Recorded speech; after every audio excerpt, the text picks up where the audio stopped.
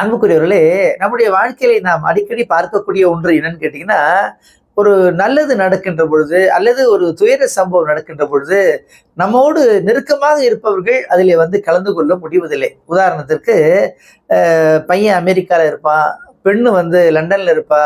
எப்படி அவங்களால நினைச்ச நேரத்துக்கு வர முடியாது அல்லவா? ஆக இங்க எல்லாருமே இருப்பாங்க.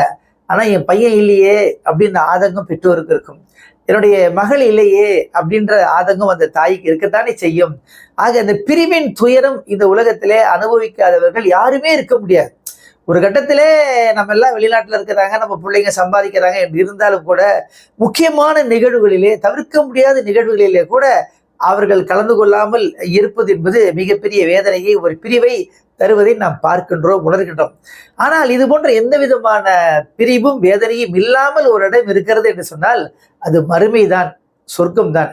இறைவன் கூறுகின்றான், அவர்கள் நல்லவர்கள், இறை நம்பிக்கையாளர்கள் சொர்க்கத்தில் இருப்பார்கள்.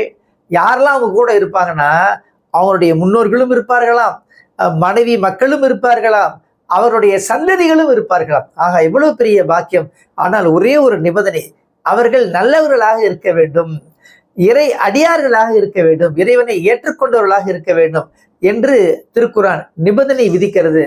ஆக அந்த பிரிவின் துயரம் இல்லாத ஒரு இடம் ஒன்று உண்டு என்று சொன்னால் அது மறுமைதான்.